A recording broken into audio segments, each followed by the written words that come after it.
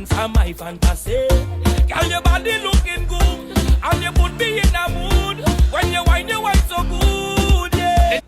Okay. Morning. Hi, folks. Happy Emancipation Day. Thank you so much for being here. Thank you so much for joining me. I know it's kind of early for us. It's very early for us. As a matter of fact, it's early for me. But I felt that it was important for us to be here, for us to do this, at this point in time, because today is a very good day for remembering the ancestors, venerating the ancestors, understanding only too well how we got here, all of the things that we have managed to overcome, triumph, get past to be able to be here. For me especially, I think about my many of my ancestors, especially my female ancestors. I think about them a lot and what they would have experienced, and the fact that my great grandmother, because I'm aware of I know of as far back as my great grandmother. Before her, I don't know too much. So I know my great grandmother, her name is Annie Kojo. I know my grandmother, her name is Cicely Woods. I know my mother, who is Pearl Williams. She is still here. She's not yet in the realm of the ancestors. But I know at least two of my female ancestors, and I think about the things that they have had to deal with that I don't have to deal with at all. Because of the struggles and the things that the sacrifices they made, I am here. And the life that they would have lived, the challenges they would have had, I don't have those challenges at all. I'm in a position where I can be as confident, as assertive, as aware, as self-aware as I am. And so as a result of that, as a result of the things that they would have done, that they would have sacrificed for me, I give thanks for all of that. And I feel that today is a useful day. Even if you're not, I'm sure many of us give thanks, on all of the other days. But even if you don't give thanks on other days, today is a good day to give thanks for all of the things that the generations before you would have sacrificed, would have done, would have achieved, so that you could be here and be here in the way in which you are here. So of course I had to get up and, say my words and pour my libation and that sort of thing. And I decided one of the things I wanted to do, I've wanted to do this for quite some time, was to introduce you to some of my friends that I have over in the continent of Africa. One of them lived here for about 3 years, if I'm not mistaken, lived there for 3 years doing a degree at the University of the West Indies, and that's how I would have met him. And then of course he introduced me to a couple other of his friends, and we're in a position where this morning we can speak to two of them. There's a little glitch on their end with respect to power fluctuations, so they are currently on the road, and we are going to be having this conversation with them on the road as they talk to me. It is 2:00 in the afternoon in Ghana. So I'm really glad that they managed to still be able to do this with in between having errands to do on power fluctuations and all of those things. So I know that there's some of you here with me. 141 already show up this morning. I'm very happy about that, because I know it's Sunday morning, is Emancipation morning, lots of other things for you all to be doing. So happy Emancipation to all of you. And let me now bring my guests onto the screen, and let me minimize myself. Just now. I ain't do it properly yet. That's not fellas. Right. Good morning. And let me see, right. I could put myself between the two earlier on the middle of the screen. Good morning to Brother Louis and to Father Anthony. Thank you so much for joining me. Good morning. Good morning and good afternoon. Yes, right. I should say good afternoon to you all. Yes, because it's good afternoon there. What time is it? What time is it there now, Brother Louis? It is 2:08 actually. Okay, right. So it's exactly 4 hours difference, because it's 10:08 here and 2:08 there. Good. So now I have to introduce you all to the audience properly. Both of you, let me see, one of you is a monk, the other one is a priest, and you all are at a priory in Ghana. Father Anthony, if you could just give me a little bit of information, because I'd never remember the name of the priory, which makes me an awful person, I know, because I should remember the name of the priory right now, because I plan to visit this priory at some point in time. So tell me a little bit about the priory and where exactly in Ghana it's located and what you guys do there. Right. This is the Crystal Boissy Monastery. It became a priory in 2016. Mm-hmm. And prior means basically, as Trinis who know of Mount St. Benedict. Us Trinis, oh my gosh, kill you dead. Use a Trini after 3 years. Right, yeah, so us Trinis who know Mount St. Benedict. Yes, Mount St. Benedict is an abbey, but we've not gotten to the status of an abbey yet because of numbers. Mm-hmm. And here in Crystal Boissy in Ghana, we are basically in the middle of the country, Techiman to be specific. And we have farms. We have a cashew plantation of 100 acres plus of land. Mm-hmm. We have various things like plantains. We've planted coffee recently. Mm-hmm. We are into a bit of everything, trying to live by the fruit of our labor, which we also have a big project coming up. So the monks have been busy. I heard you saying that one is a monk and one is a priest. We are both monks. Oh, both of you are monks. Yes. So there can be monks who are priests. So that is really what I am. So we are both monks here. And I think for a nutshell, that is it. This is. Tell me what you do with the cashews, because we have cashews. I mean, I know you know we have cashews here in Trinidad, because walking along the road to the monastery, for instance, there are cashew trees. But I've 100 acres of cashews. So tell me what you do with the cashews. So with the cashew, when the cashew is in season, which is normally between January and April, we pick the nuts, dry them and bag them, and we sell them out to be exported. We don't have a lot of processing plants around, so which we are trying to delve into, get a processing plant, so that we can add a touch to the product. Okay. To get the cashew nuts that you can sell it as you see it in the shops to buy and eat. But we don't process it here, so we just sell it the nuts to the middlemen and they export it. And the fruits, we try to distill it into schnapps and use it for Swedish bitters, which is medicinal. That's got medicinal purposes. Well, we make wine. We make a wine with it here in Trinidad. We can try that later. I mean, if you get the right cask. We could try it now. We don't even use a cask. I think we don't use casks. I think people just they'll have special things in their home, special utensils, buckets, containers, whatever, and they'll put it to ferment in that, and they'll make it into wine. So you may want to consider. Got a very great influence on the taste of the alcohol. Yes, well, yes, of course, yes. What you brew it in. But somebody's asking you, what do you use the schnapps? Sorry, the cashew schnapps are used for medicinal purposes for what? So it's various things for typhoid, various. It's the Swedish bitter is a mixture of different herbs, and you have to put the powder into the schnapps for almost 44 days. Then later you sieve it and put them into bottle. So like what you have as Angostura bitters or something like Angostura bitters, yeah. What we have, we've got Angostura bitters. It's very strong, so you cannot take it directly. Right. You just put maybe a couple drops. A teaspoon into water to drink. Okay. Or into your tea to drink. Okay, and you say it's good for things like typhoid? Yes, I'm not hypertension and everything. I think you can chip in. Yeah, hypertension. It's good for asthmatic patients and all those things. Okay. It's very, very efficacious. Yes, diabetes. It brings your sugar level to a minimum or balances it. So the cashew schnapps, a couple drops of cashew schnapps in water or tea or whatever, and it can be useful for hypertension, diabetes, asthma. That is when you've soaked it in the Swedish bitters. Okay.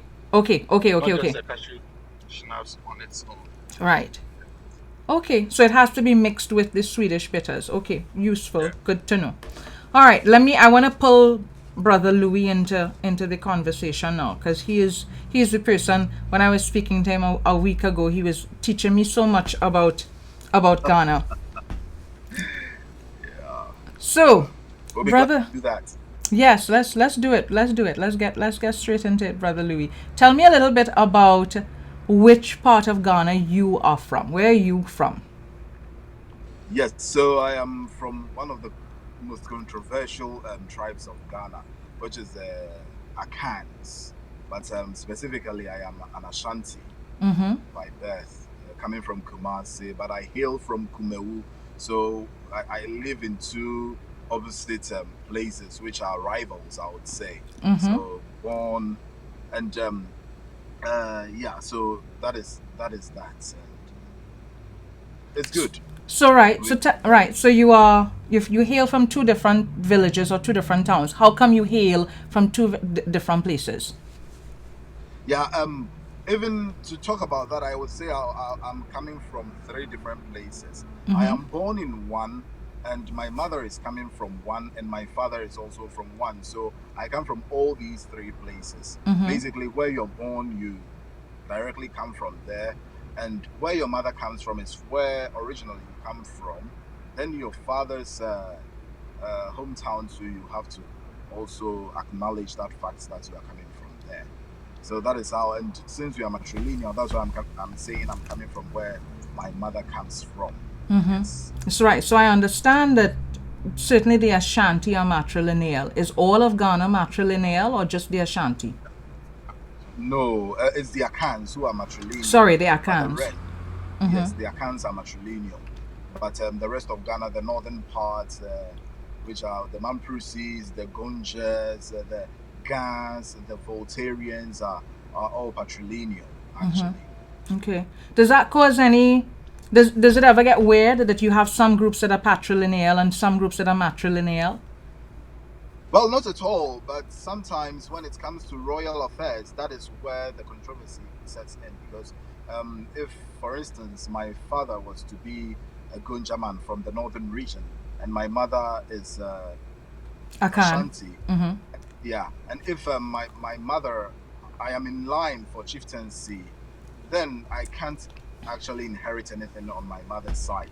Though being a Kana matrilineal, my father coming from Gonja from the northern region, I am patrilineal, so I become 50-50. Actually caught in between, so I can't inherit anything from my mother's. But if my father and mother are both Akans, then I can actually inherit chieftaincy from my mother's part. Okay. Which will not be any problem. So, based on who your mother is and what your mother has inherited, that determines what you inherit? Of course, because as you say, matrilineal, so you inherited the line of your mother. So all the male-born children from your mother's side, if there is chieftaincy in your family, you are those who become chiefs, and the women, your sisters, become queen mothers. But originally, the chieftaincy belongs to the mother. But she decides to give to the son. Do you come from a family where there is chieftaincy? Yes. So my mother originally is a queen in our village. I would say my hometown, which is Kumewu, and so in a certain way, I am in line for the chieftaincy there. Though as it stands now, it has moved from our family to another family, but we are all royals because I became a monk, and there is no one in line for the chieftaincy. So it moves to the next family, which is our siblings. Right. See? And also my father, which is much more what I'm talking about, is a little bit not in my line, but my father used to be the executioner. Right. As in cut heads off. Yes. Exactly. Oh my goodness. Exactly. You're not nice. So in every village, the chief has got executioners who are also bodyguards for the chief. So they execute people who are at fault. So if you are found culpable for a crime and you receive a death sentence, then you are executed as in decapitated. Your head goes. Yes. So my father is the chief of that. He used to be because he's deceased. So he used to be, and that's to his nephew. It doesn't come to the son. Okay. So it goes to How? yeah, Oh, it exactly. doesn't come to the son because you inherit from your mother. So somebody. Exactly. Ah! Oh So my his goodness. sister's son inherits from him. You see? Yes. So So that is how. his sister's children inherit from him, Uh-huh. and you Exactly. inherit from your mother. Exactly. That is That's Yes. the okay. uncle, the uncle side. Yeah. So Right. I Yes. inherit from my uncle. Exactly. Okay. So yeah. But when it comes to like a family part, as in the parents, as in mother and father, um, the children in the olden days used not to inherit from their father's property. They Okay. inherited everything from, as I'm saying, their uncles. But Mhm. the PNDC law changed the whole, and now you can inherit from your father, Mhm. and that depends on how I would say the inheritance is divided in three. Mhm. So one for the family, one for the wife, and one for the children. Okay. Okay. The PNDC law Father. came in. Yes. Go ahead, Father Anthony. Sorry. The PNDC law came in because the tradition seemed unfair. Because a man will labor with the wife Mhm. to get properties to make life, Mhm. and when should the man be deceased, it is and the woman is entitled with her children Mhm. to benefit from what they struggled from. Yes. But then family members were coming for these properties Mhm. and throwing the woman out with their children out Mhm. because the children do not belong to the father, Yeah. which was unfair. So Mhm. our past government changed that system, which is better now. So Well, Tamia. as in my part, being a traditionalist, Yeah. I would say in the olden days it was just doing fine till people decided not to be industrious, not to be hardworking. So Mhm. therefore, they found themselves not being able to support their nephews and nieces, and that Right. caused that. Right. Exactly, because but in the olden days, people were very very industrious, very hardworking, and um, under our chiefs and our traditional setting, the traditional rulers made sure every family was able to cater for their nephews and nieces. So people were well to do. So your father didn't mind he giving his inheritance to the family because your uncles were taking care of you. And there It, are a lot of people. My father, for instance, his uncle took care of him. So therefore, he got his uncle's name, so not his father's name. in a sense, based on what you're describing there, there's it based on that system, that matrilineal system. Hmm. All of the relatives have a role to play in providing for the future generation. Exactly, exactly. So it is not only your father and mother who are actually concerned with your upbringing, your grandmother, your aunties, because your aunt gives your father's sister gives you your name. Your father doesn't give you a name. Your mother Really? doesn't give you a name. So you got your Yes, name it from is your your father's father's sister. sister? Yeah, exactly. She has to name you and give you a ring to that effect. And also the one you are named after also has a responsibility towards that cause. So if you are named after somebody, the person has to bring a ring to that effect, and you wear the ring. And in your upbringing, he has to make sure. Now that we have education, he has to make sure he pays your school fees, and your aunt also takes care of your feeding. Things and other things, and it was basically not your father and mother taking care of you. It was Wow. the external family, and you Wow. lived with your grandmother or grandfather, and the old the grandparents were actually giving you more wisdom and everything. They will cook for you to eat every day. So then, In Brother our modern Louis, terms, I think that would have been your godparents or your godfather or yeah, yes, I can see didn't that. have So, that role. Father Anthony, if you can tell me, give me a sense of what your household system was like when you were growing up. I'm assuming, of course, because I know you are Fanti. You are not you're not a Shanti like Like Brother Lou, you're Fanti. But the Fanti are matrilineal as well, yes? Yes, yes. Okay, yes, yes. so what was it like?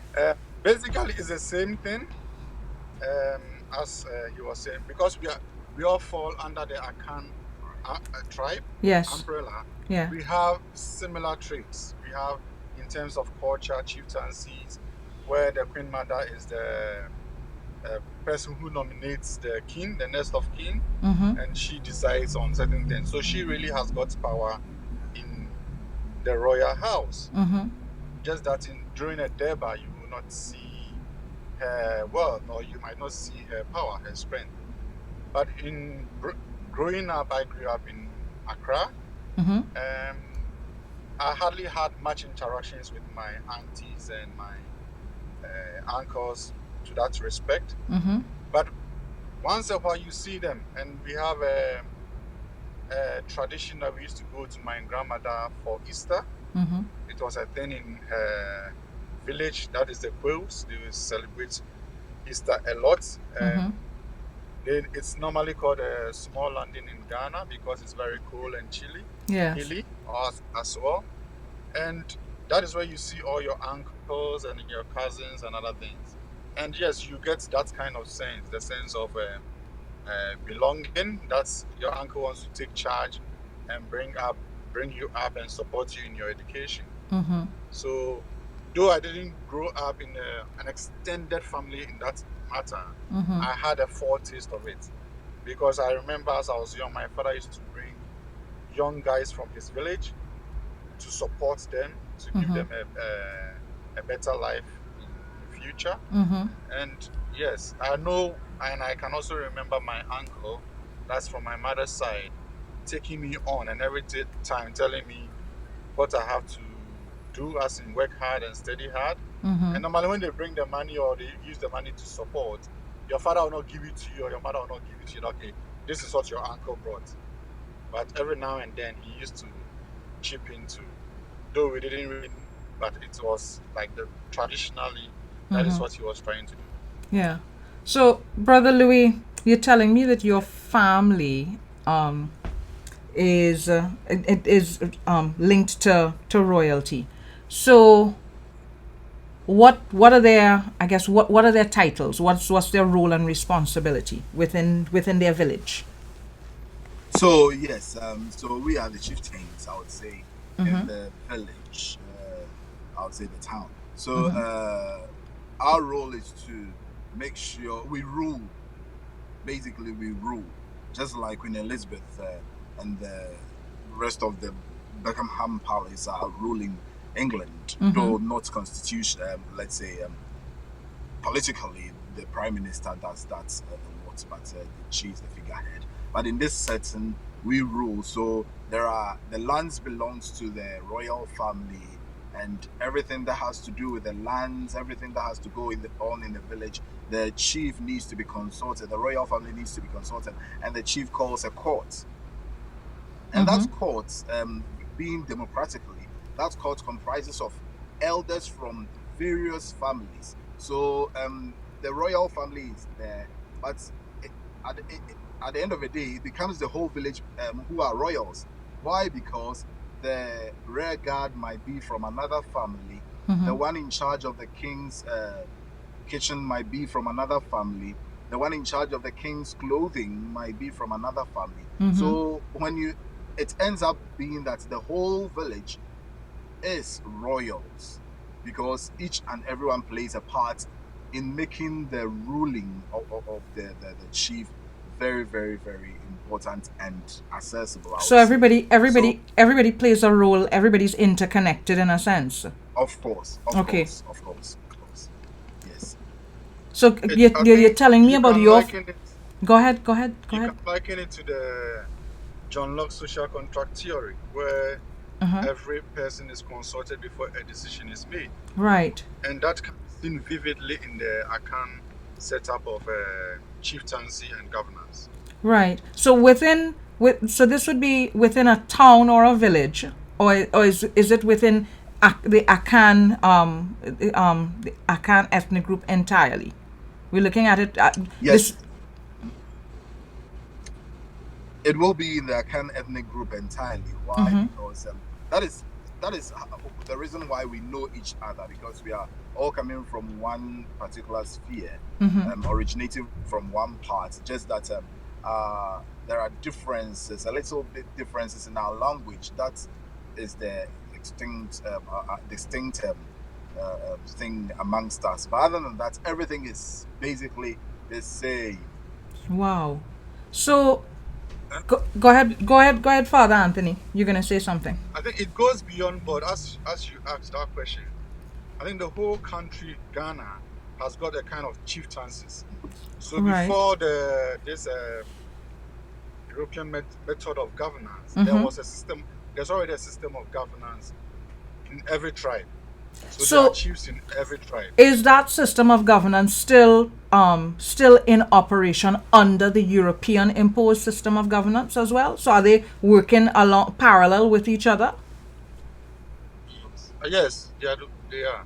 Okay, and how they are still chiefs. So, and since they are still chiefs, those system is still going on. Right. So is there ever any tension between the Ghanaian system, when the traditional system of chieftaincy, and the European imposed governance structure?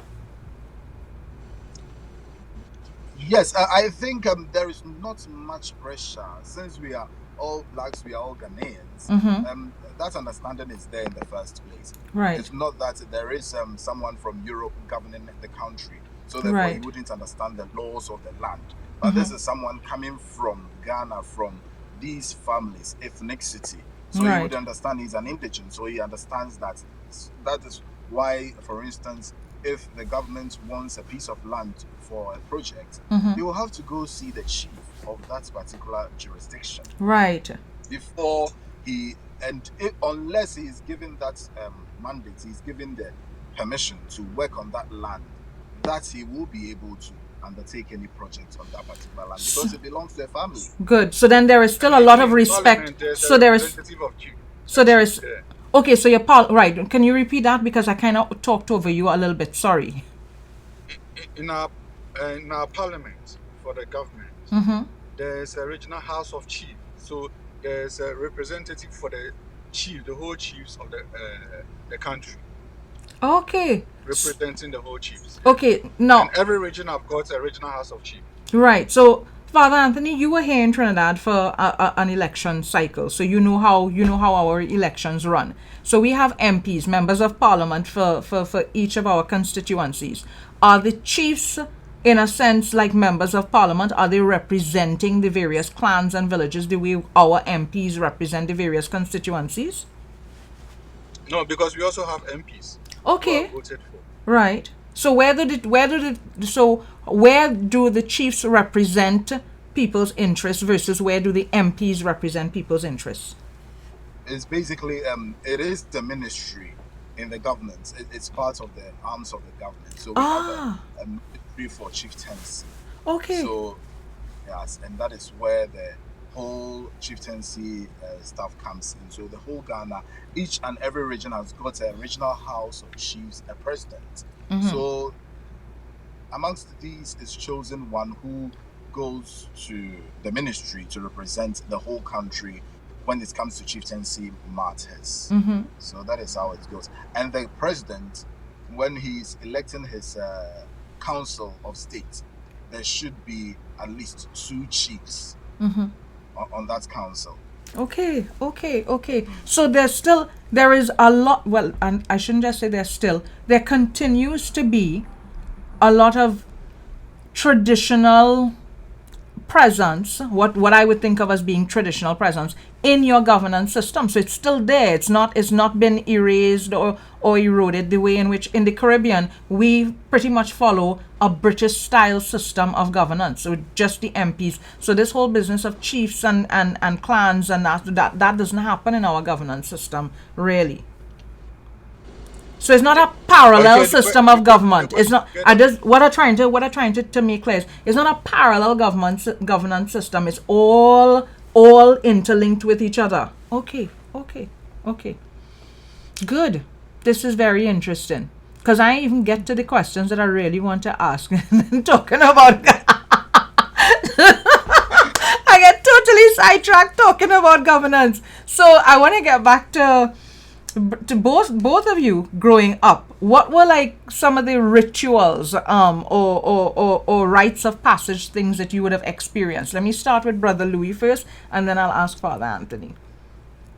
Yes, so I being a male child, basically I don't go through any specific rites, but my sisters. Oh, well, tell me about them. What did they Yes, experience? they, as women, they have to go through rites like puberty rites, which we call bra, as an initiation from girlhood to womanhood. Mm-hmm. So that prepares her for future, the marriage, the catering of her children, and all those things. So when that begins, on the first blood she sees, that Right. is her menstrual cycle, the beginning of her menstrual cycle, Mm-hmm. which most children wouldn't know during the in the olden days. They might think, oh, they've got hurt or something, they've hurt themselves or something. So they used to run to their mothers, and the mother will in turn run to the queen mother of the village, Okay. inform her of the child's First cycle. exactly, and they will start to prepare the child, and the child will have to be kept away about 8 days to prepare for the whole ceremony. Mm-hmm. This, they teach her how to be a mother, how to live a life onwards, because if she is to go near any man, as in have sexual intercourse with any man, she might get pregnant, which will bring shame to the family, because in the olden days, teenage pregnancy was a taboo, Mm-hmm. and it still is in our traditional setting. Mm-hmm. So the child will be taken through this type of school to understand where she stands now. Mm-hmm. And then on the 8th day, she's outdoored with ornaments and all those things, beads, and to show that yes, she's ripe. Mm-hmm. And during that time, males who are around are actually forewarned that just in case any of them is also up for marriage and anything, they Mm-hmm. can come see the family of this not little girl, but this woman now, because she's from childhood to adulthood. So Mm-hmm. she's now a woman and can court. That is, if you want to court her. So the male children who are also up to that stage, from 13, 14 onwards, as in a teenager, both families can see each other. Right. So it happens with the families. It's not just the Exactly. boy going to the girl. The parents have Exactly. to have that. Okay. Right. Okay. So this brag goes on, and there are a lot of rituals done there. Like the queen mother has to give the girl an egg, about 3 eggs to swallow. Mm-hmm. She can't chew the eggs, or can't she will have to swallow it. So it's boiled, Meaning like boiled eggs boiled egg with the shell yes, with the boiled shell peeled off. I'm no, assuming. peeled off. Right. The shells are peeled off. So she has to swallow it. Other than that, if she's to break it with her teeth, then that is her womb. Mm-hmm. Basically, her fallopian tube. She's actually broken and might not be able to give birth again. Yes. And so she has to swallow all 3 eggs. Wow. And also, yes. And also, there is mashed yam mixed with oil, red oil, as in palm oil, Yeah. which is given out for all the children there to eat. Is that a treat? Meaning, Is it a treat for the children? yes, that is a treat for the children, and also a ritual, meaning she will get more kids just in case she gets married. So that is that, in a way, doing performing a charity act or something. Let me ask you this, Brother Louis. You were talking about Yes. teenage pregnancy being taboo, and it would be a shame for the girl. I was just wondering, would it also be a shame for the boy that got the girl pregnant? Does it taboo? Of course. Okay. Of course. So in this sense, both of them are banished even from the village. Mm-hmm. This has nothing to do with only the girl. Right. Both of them will be culpable for prosecution, and the sentence passed will be passed on both of them. Right. And the families will also be disgraced, you see, Right. but they are banished. This is tantamount to actually ostracation. You are banished from Okay. the village forever, Okay. both Okay. of them. Okay. So you and I couldn't possibly have children out of wedlock. But I think now we are able to. Is it different? Is it different now? Is it slightly different? Is it slightly different now in terms of the taboo placed on teenage pregnancy? Yeah, it's still the same. It's still the same. Yeah. Do you get banished still, or you're not banished? Oh no, you're not banished. But in the local setting, your family is disgraced. Okay. You know? Okay. It's a disgrace. Okay. It is a disgrace. Okay. Yeah. Okay. Well, I There is wouldn't a time I wouldn't put want to on that bring family. shame and disgrace to your family, right? So I will Of course, of course. But for me it's interesting to hear about gender issues, because one of the stereotypes that exists is that African culture tends to be heavily imbalanced with respect to male female issues. So it's always important, I think, to establish what really and truly is the truth, the actuality of the rituals that you're discussing. So that's a ritual for girls when they go from men, when they have their first menstrual cycle. Are there other rituals for girls? Are there other things that they have to, other rites and rituals, or that's a major ritual for girls? Among accounts, that is it. Among the accounts, that is it. Okay. But when you go to other ethnic groups or tribes, there are different things like female genital mutilation, which still in a way goes on clandestinely, Right. in parts of Ghana. Right. And also other things that has to keep the girl in a way. It's just like the growing the Akan setting. We have the Po in Zima area, and also just similar things. Okay, so parts of Ghana. is female genital mutilation something that happens with the Akan, or no, it's not a thing with the Akan? No, it's not in the Akan tribe. It is Okay. in the northern part of Ghana. I would say some of the northern tribes actually practices that. Okay. But now it is a little bit because of the criminal tag actually added to it.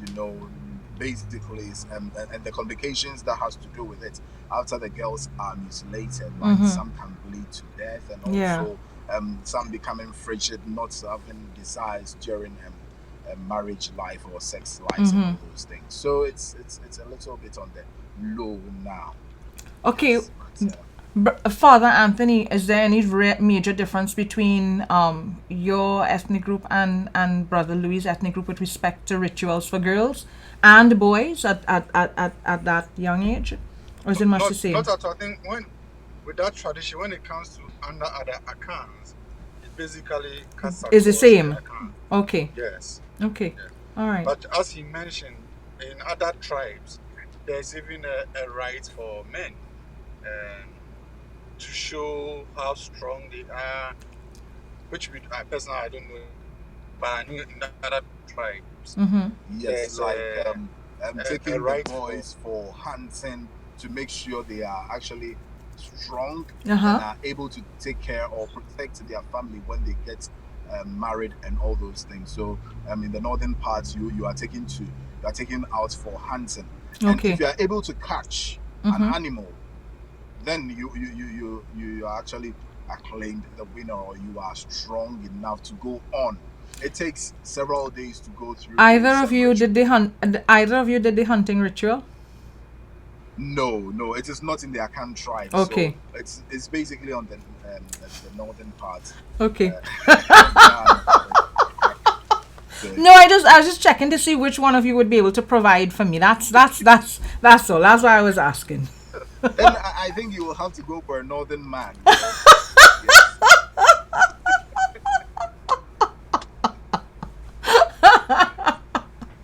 I just may have to. With respect to marriage, because marriage is a big deal in anybody's culture. Are there specific rituals either for the males or for the females when it comes around to weddings? How do marriages happen traditionally, I guess?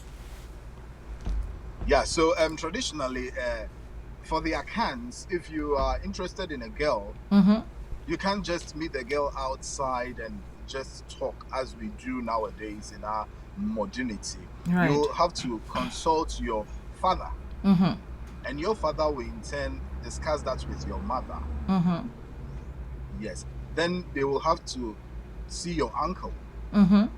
Go with your uncle first to the girl's family, the girl's parents, and discuss that with them that our son has seen a flower in your house here, and we would like to come see if it is actually pluckable, as in ready for the plucking. Right. And if they agree, then that is where the girl is called in the next time, and the boy comes with the parents to the next time, and the girl is asked, well, this particular boy would want to court you, so do you accept? But clandestinely, they both might have met somewhere and discussed it. But they have to make sure But they have to go through. They have to go through the proper channels and processes. So I could have met one of you somewhere and said, I like you, and then you have to then go and tell your parents. Your parents have to tell your uncle, because of course it's the whole matrilineal thing, and your right, and then your parents and your uncle come and meet my parents, your people, my people, and they have a conversation, and then the next time around that you will then visit, and then I'm brought out. Exactly. So you are asked whether you like this gentleman, you know him. Then you would say, yes, I like him. But you dare not say I know him, because no, of course not. Of course not, because it means that we've met and we've breached traditions. So there is no. I do not know this man. Do not know this man at all. You are asked whether you like him. You like him because he's here to ask for your hand. So your people have to call my people. That's what has to take place, and both people have to meet. So it's all part of a complex ritual. Is it still that way? Is it still kind of like okay? Yes, and this cuts across the whole cultural background of Ghana, as in all the tribes. All the tribes. Okay. I think whilst doing that, there is also a background check. Oh. To make sure that you are not from the same family. Not because you are marrying your sister or cousin or something like that. So you're kind of making sure that everything is copacetic. Okay. So if I got to Ghana and saw another man what is going on with Father Anthony? Father Anthony is killing me here. So if I get to Ghana and I see another man that I like, I have to tell your parents, talk to my parents. Is that it? That's how I have to do it? Of course, if he agrees to that, then you're cool. I think he will even take the initiative. Oh, as in, how would he take the initiative? As in, he would tell his parents to talk to my... As long as he knows that you are ready to... I'm pluckable. That I'm pluckable.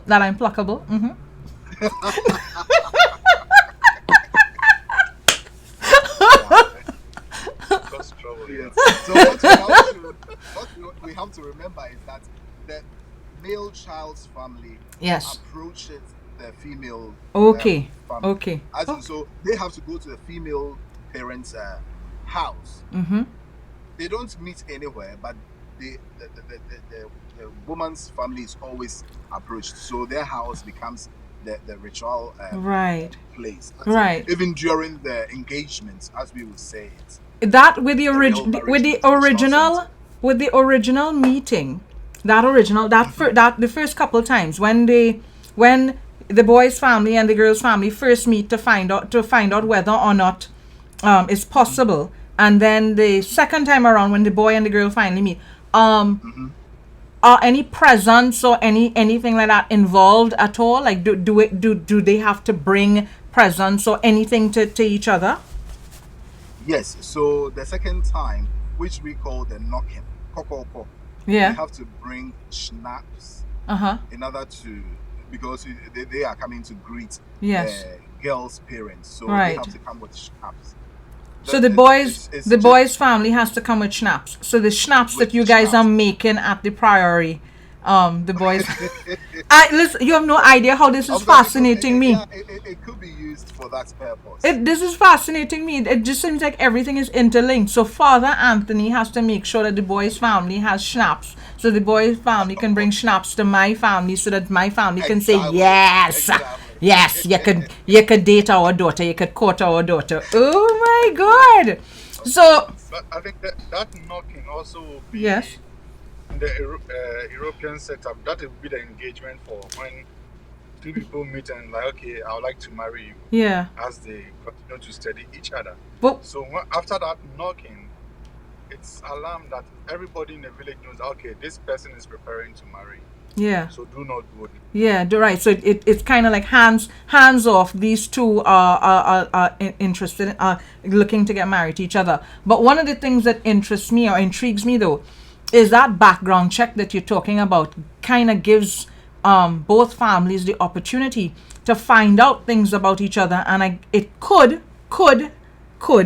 not. I'm not saying that it must, but it could also eliminate the possibilities of domestic violence, because you could find out if there are unsavory things about people with that background check. Of course. Okay. So medically, psychologically, and also the social status of the family is investigated into. Mm-hmm. So it goes through all those things that might cause this, as you're saying, domestic violence. Okay. Because if they see trace of madness and all those things, they wouldn't go ahead with right. bipolar disorders and all those things. They have to rethink again. When marriage comes around though, is there a bride price or anything like that involved? Yes. So basically, that will be on the marriage day. So which so during the rites there is a bride price. So you pay the bride price to the girl's father. You see, and you have to still buy something or pay something to the father and mother. Then you will give a token to the girl's brother, which we call akuntajusek. Okay, so the girl's parents get something, and the girl's brother gets something. Okay, yes. Why is my brother getting a present for me? I just traditionally, some of them, the idea is that if the girl was in the house, she'll be doing certain choices for the brother. Right. But now that she's not there. So all of the and the brother was also a safety mechanism. Right. So all of the things that my brother would no longer be benefiting from my presence in the house. So okay, right. And then you're right, because he has to be protective of me as well. So in a sense, is paying respect to him. Are divorces? How does divorce work into a system like that? Do divorces happen in a system like that? What happens with divorce? Yes, so in our setting now, because of modernization, it is a little bit rampant. But in the olden days, it was very, very rare because of the background checks. So you wouldn't go into the marriage, the families wouldn't have agreed if they knew there would be a problem in the late hours. And it becomes very, very difficult for a man to actually divorce a wife, or a wife running out of the matrimonial house. But in our setting now, modernization and civilization, it's a little bit up and down, I would say, but not too much, not out of what do I say? Not out of order, I would say. Okay. It's normal, yeah. So what under what tradition or under what religion do these weddings take place? Yes, so it is basically a traditional way. The two families meet because getting married, it is believed that though two people are involved, both families too are also getting married. So the marriage is between two families, not just the two people, the couple. No, not at all. So you marry into the family, and the family becomes one. So that is the setting. So everybody meets, all the family members meet with witnesses, as in well wishers, friends of families, and all those things. So they all meet, and that is how the marriage goes. So during the marriage, the girl is also called again with a schnapps, with clothes.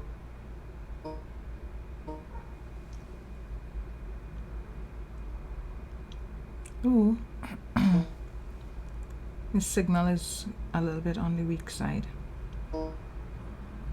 I'm not hearing you fully, guys. All right. I think what I'm going to do is stop it and let them call back in. Let me just message them to tell them call back in. Ah, they're calling back in. Yay. Right.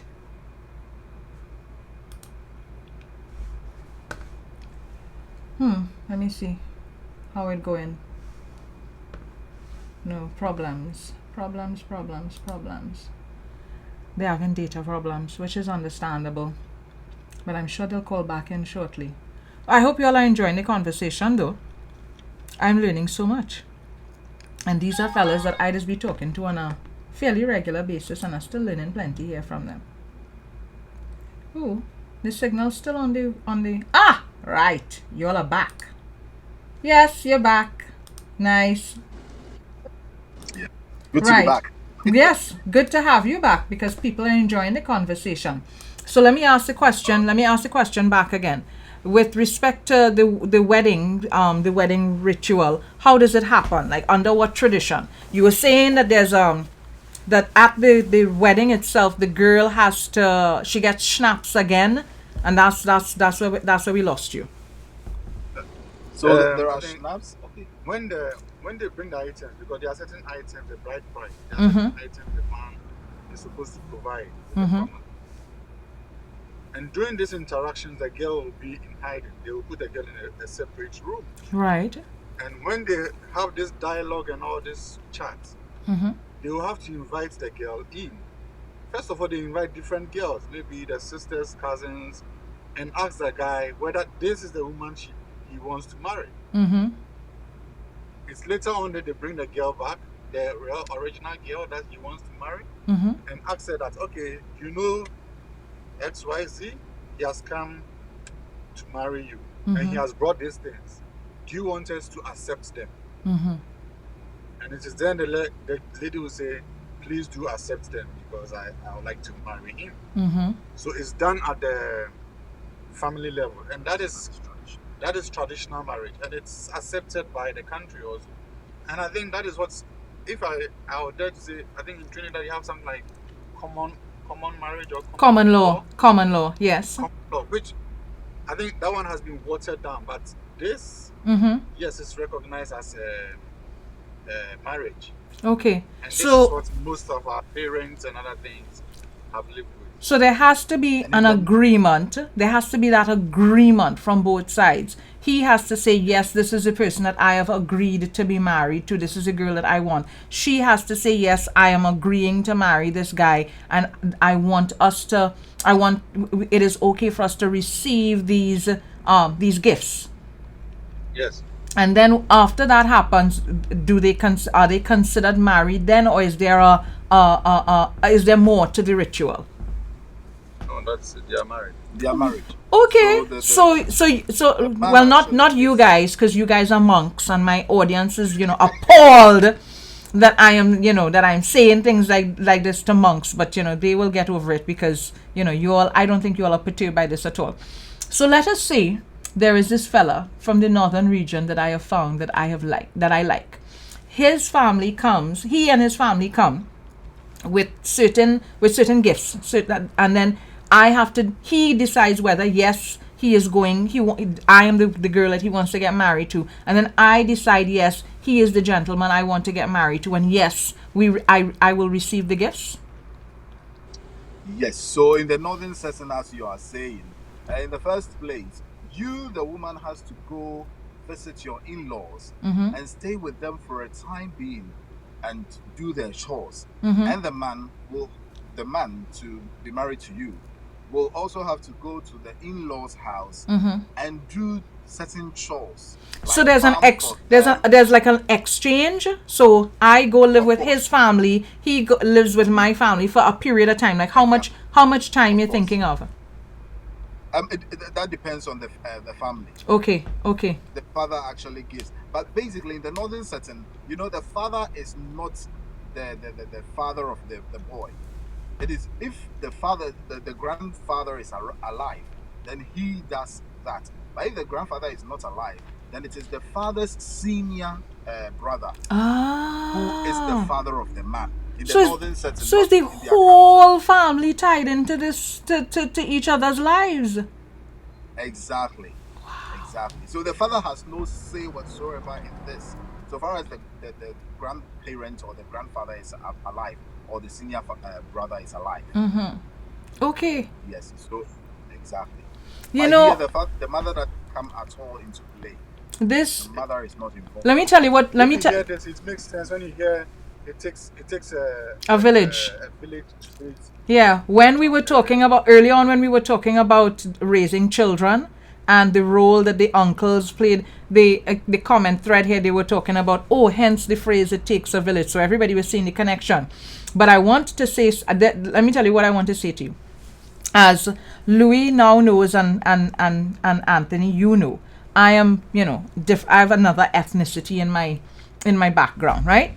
And the entire time that I was growing up as a child, the culture that I was aware of as having a complex marriage ritual was the East Indian part of my ancestry. So my East Indian family, there's a very complex ritual where the boys' family and the girls' family, they have to have the conversations, they have to bring the gifts. The wedding takes a couple days. The wedding itself takes about 3 days, and there are multiple rituals in that 3 days of wedding. The courtship is a lengthy process for the courtship, and all of the families, all members of the family are involved in that. I was not aware that the marriage ritual in African culture, certainly West African culture, was such a rich and nuanced thing. So I feel like we freeze again. Let me know if y'all are hearing me. Y'all probably not hearing me. So let me knock all you out and let all you come back in. But so I'm saying this to the audience. I did not realize that the marriage ritual was such a complex thing in West African culture, and I'm hearing and seeing so many similarities between what they are talking about there happening happening in their culture and what I am aware of. Okay, let me bring all that back on. Hi guys. Right. Hey, I don't know how much of what I was saying you heard, but what I was saying was what you were describing. I'm The hearing complexity of your on the East Indian side of my culture. There's so many similarities where the families are involved. The boy and the girl play a part, yes, but the families are involved, and there's a very complex ritual. So I feel like this complex ritual, and I'm not saying complex in a negative way there at all. I feel like this complex ritual is something that I want to resurrect. So I'm going to find that northern.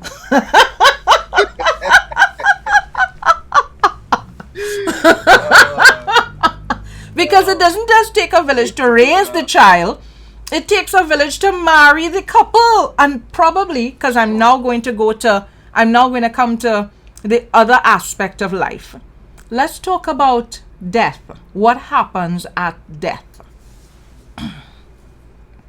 So somebody dies. What takes place when somebody dies?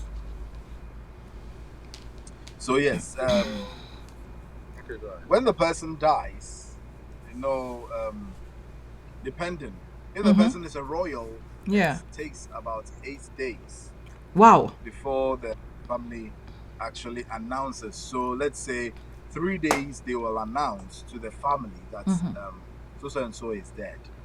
That is what goes with commoners. So uh, people are now told that the person is dead, and the whole family comes together. People come to give their condolences, and on the 8th day, which we call 1 week, the celebration will start. That is where the family meets to actually discuss the burial plans and the funeral plans. Yes, so that is for the family alone.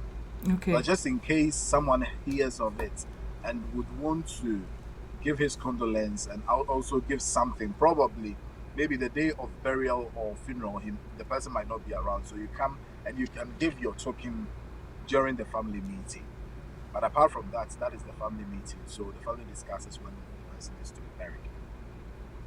And on the 40th day, the funeral, if the funeral is not held before then the family does a ritual, because it is believed that when a person dies, the person departs to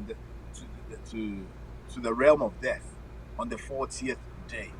So during all those periods, the person will be around on earth, going around visiting people and all those things. So the 40th day, the person will come to wherever he stayed before, whoever he lived with, to say goodbye. And it is believed that the person's presence is always felt on the 40th day. During the 14 days. Yeah, 40 during days. the 40 days.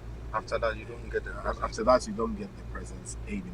Okay. So after the 40 days, it is by that time that the presence has transitioned. Of course. Okay. All right. Okay.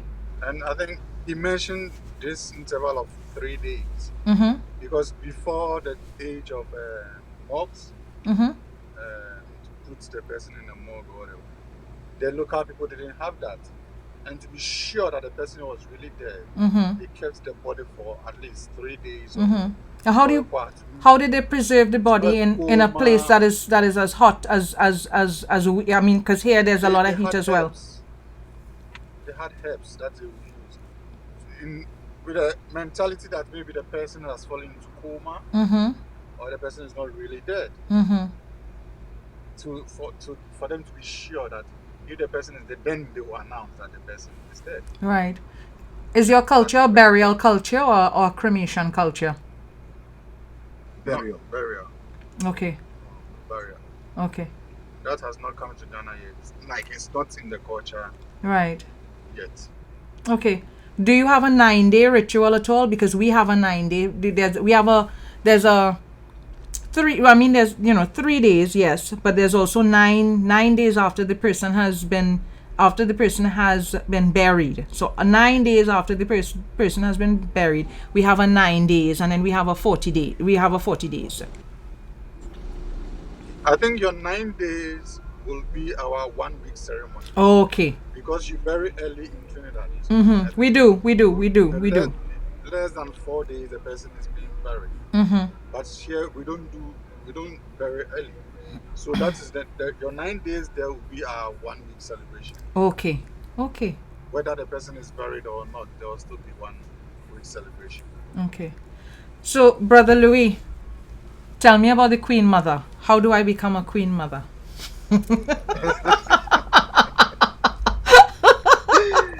Yes, so Queen Mothers are very, very, very important. As in the female gender, it's very, very important in our tribe. And most especially since we are matrilineal. So they bring forth to us. So we do appreciate them a lot. Most especially when they are Queen Mothers, because the Queen Mother owns the village. She owns the chief, because the chief should be her nephew or her brother or her son to be the chief. And she is part of the kingmakers. Exactly. And so she is not married to the chief. The Queen Mother is not married to the chief. No. Good. No, not at all. It is either the son, the nephew, or the brother. So there is no way the queen can be married to them. That would be incest, which is abominable. Right. Yes. So the Queen Mother is seen as in other words, the owner of the land, educator, and also the teacher for all the women in the village, a role model for all the women and young girls in the village. And also that silent voice, which is the counsel of the chief. So the council can, the chief can take, have a court with his sub chiefs, but still has to consult the Queen Mother to bring out his final decision. Yes. So that is the Queen Mother. And it's only the Queen Mother that can distill the chief. And it is only the Queen Mother that can distill the chief, actually. Oh. Yes. Okay. Oh yes. Yes. She has got that power. So she has a lot. She has a fair amount of power if she can distool a chief. Of course. So in Amod, there are still places in the Akan tribe that still have got Queen Mothers as chiefs and simple as that. Okay. Because basically she's supposed to be the owner of the land, so she should be the chief. But because of her having a son or maybe a brother or a nephew, and as a man, men can protect very well. So yes. they decide to give that honor to the men. You know what I like about it is, if you've got a Queen Mother and you've got a chief, you have a certain amount of separation of power, because if you have all that power consolidated in one person, it can be abused. But if you have the Queen Mother and you have the chief, and the two of them, I guess, are in a position where they can negotiate with each other, talk to each other about things, consult with each other on issues, then it can be, depending on how it works out, it can be a necessary separation of all of that consolidated power. So I like that idea. So if I was going to be a Queen Mother, how do I dress if I'm going to be a Queen Mother? Because I feel like I need to start carrying myself around like a Queen Mother. So yes, the Queen Mother always wears her hair short, very very short. See, so I'm almost there. Yeah, probably like this. Yes. I'm almost there. Yeah, and also will tint the beneath or the below part of the hair with dye, black dye. Black dye. Yes. Okay. Yes. The Queen Mother doesn't wear earrings. Okay, just now. Necklaces. Let me fix that. Let me fix that. Father Anthony, I seen your facial expressions. Try your best with me this morning. Right. Earrings gone. Right. I'm trying. Yes.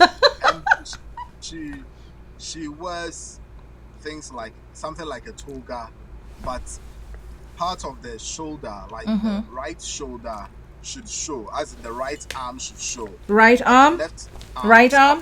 Okay. Yes. Right. It's shown, but the left arm is So covered. throw that one over. I'm going to. Don't worry. This is me getting ready to be Queen Mother here. Don't worry yourself. Getting ready to be Queen Mother. Yeah. There we go. Oh, certainly. Yes.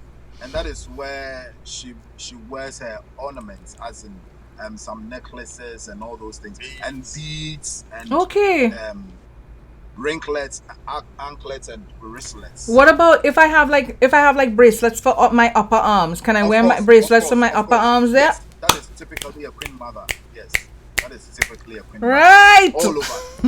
Ornaments all over. Yeah. I have some bracelets for my upper arms.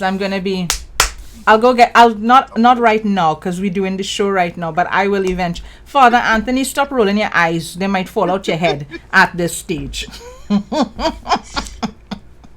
I will speak to my barber. I will get this even lower, and this will yes. But the Queen Mother can't be married. Can the Queen Mother be married? Can she be married? Yes, she can be married. Okay, all right. So I could still look for the northern guy and be a Queen Mother at the same time. Yes, you can be a Queen Mother, but in this sense, you cannot be an Akan Queen Mother with a northern husband. So I have to look for an Akan husband. Exactly. That's all right. I could look for an Akan husband. Yeah. There are lots of them out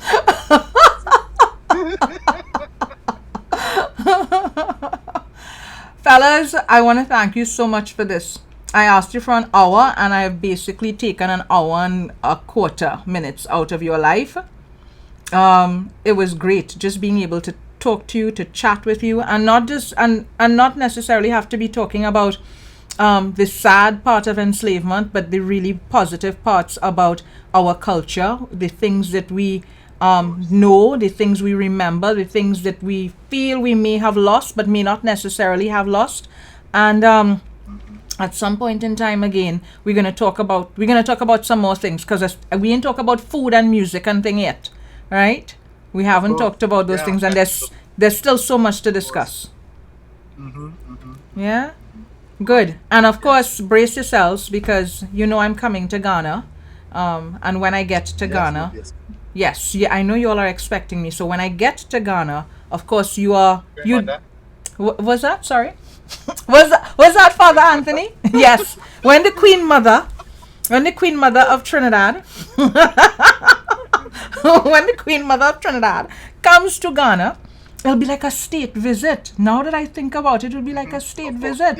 Yes. It'll be a state visit, and I'm coming to stay at the Priory. So remind the audience about. An honor. Yes.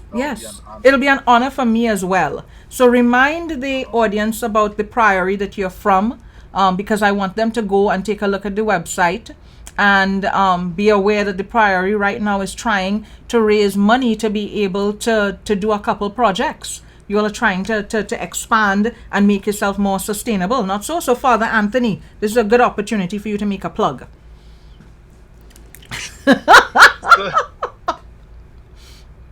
So yes, at the moment the Priory has got basically one structure, not big enough.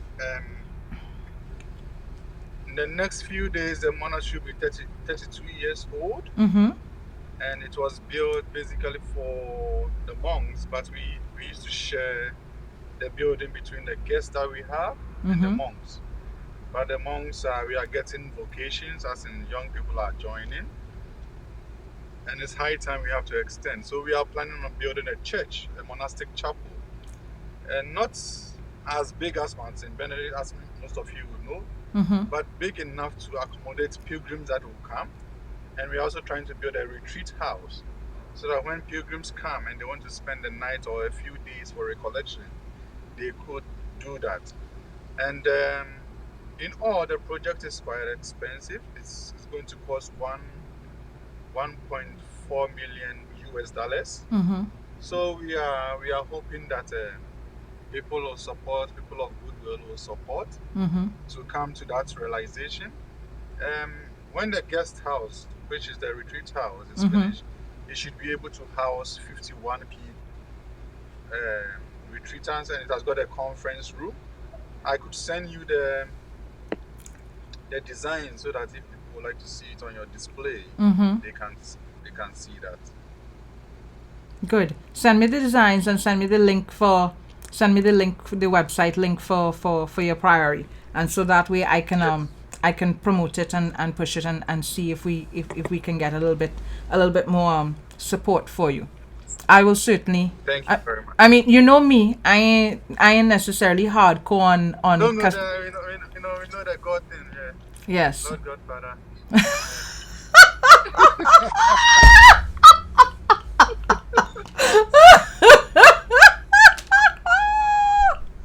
I am unable. Why is Lord Godfather now all of a sudden? Why is it not Lord God Queen Mother? Well, you're not really the church person. Or no, I am not really the church person. Hearing Lord Godfather when you have to. It's Lord Godfather. Father, Lord. Yes. You know what? I may not be the church person, but you have to admit that I've been a good person. I am a good person. You trying. I trying. I make an effort. Guys, thank you so much. I know you have things that you need to rush off to go and do now, and I've taken up a lot of your time. I really appreciated this conversation this morning. The audience thoroughly enjoyed it. So, Father Anthony. So I also use this opportunity to say Happy Emancipation Day to all the yes, of course. Bagonians.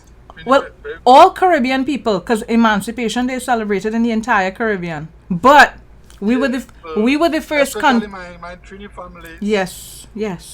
Born and bred, you know. Yes, born and bred Trini, Father Anthony. Oh my goodness, you are so ridiculous. But I think anybody who meets you will understand how much you love Trinidad and Tobago. How much, I mean, you missed the country. You didn't, I mean, you weren't thrilled about having to leave. You're kind of hoping that you'd be able to stay here as much as possible. Yeah. Show us the Trinity to the Bone t-shirt.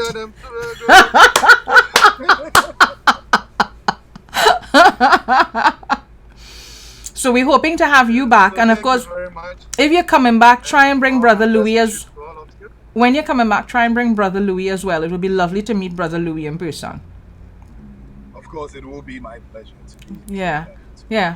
Hopefully you can come visit the mount and I can see Father Anthony again in person. Yes. Yeah. Of course. Okay, good. So Excellent. thank you very much for giving us this opportunity also. Yeah. Not a problem at all. Thanks so much, guys. Enjoy the rest of your day. You too. Okay, All right. bye. Thanks. Bye. I hope you all enjoyed it.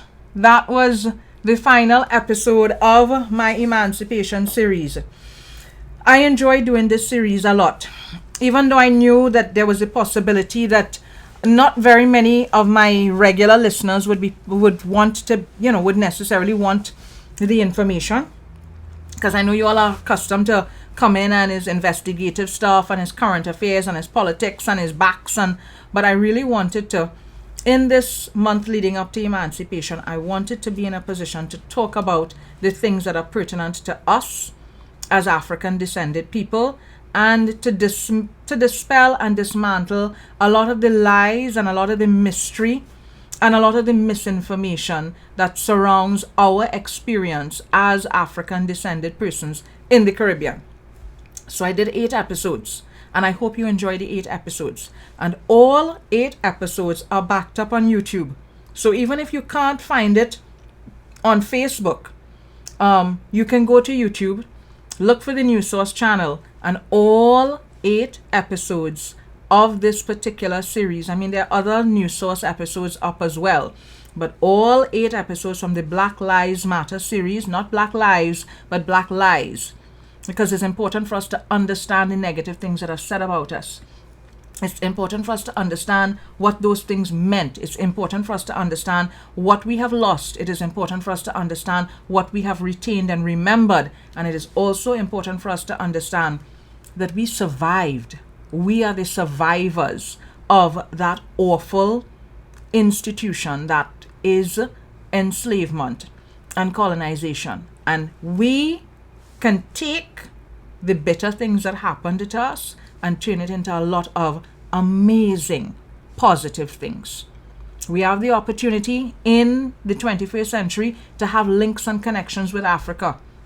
We have the opportunity in the 21st century to be landowners, to be business owners, to educate ourselves, to get to the point where all of the lies and misinformation that has been shared to us and passed down to us, we dispel those things for ourselves. Nobody has to come and dispel it for us. So I'm hoping that in these 8 episodes, you understood that we survived. We can look now at the things that have happened to us from a different perspective, not as being victims, but as being victorious, and as being in a position where we can move forward. That's what emancipation is. Freeing yourself, freeing your mind, freeing your perspectives, freeing your attitudes. So, I hope you all enjoyed the entire thing, all 8 of them. I hope you learned plenty. And I will see you all on Wednesday. We have more things, new things, other topics to go on to. So happy Emancipation Day to each and every one of you. Enjoy the rest of your day today. And we go talk soon.